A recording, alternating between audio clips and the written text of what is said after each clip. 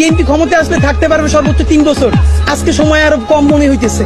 BNP যদি বিপুল ভোটে না 300-তে 300 জিততে আসে, এই অবস্থায় সে 2 বছরের বেশি সরকার রান করাইতে পারবে না। এমন অবস্থা হইতে পারে আপনারা সংসদে বসে যদি দেশ বিরোধী আইন করেন, মানুষ নিজের জানমালের কথা ভাইবা সব বন্ধ কইরা সংসদে গিয়েও আপনাদেরকে পিটাইতে পারে।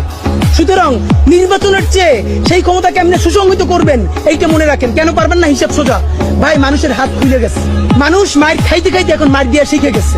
আপনি যত তারে একটা বাজে কথা বলবেন, আপনি 3টে বাজে কথা শুনবেন। আপনারা তখন যত ইংলিশে মক বলার চেষ্টা করেন, তাতে আপনারা টিকতে পারবেন না। সুতরাং আপনারা জনতার রাজনীতিতে ফিরেন। এই যে আগে যারা আওয়ামী লীগ চেটেছে 15 বছর ধরে, সেই চাটাটা এখন জিব্বাটা একটু একবার কুলি করে বিএনপির দিকে জিব্বা বাড়িয়ে দিয়েছে। এটা বিএনপিকে বলতে হয় না আমাকে চাটো, কারণ সে জানে আগামী এখন আবার বেশ কিছুদিন ক্ষমতায় বিএনপিকে থাকবে। সুতরাং প্রচুর পরিমাণ বিএনপিকে চাপতে হবে। আপনারা নইলে আপনারা বলেন কোন নৈতিকতার দায়ে আপনারা, আমি 3 থেকে 4টা মিডিয়া হাউসের ভাইদের সাথে ইনফরমালি কথা বলে বোঝার চেষ্টা করছি যে ভাই সত্য করে বলেন, আপনারা কি এটা জানতেন না? ওনারা সঠিক উত্তর দিতে পারেন না। এর মানে হলো ওনারা জানতেন, কিন্তু ওনারা এত বড় ঝামেলায় যেতে চান নাই।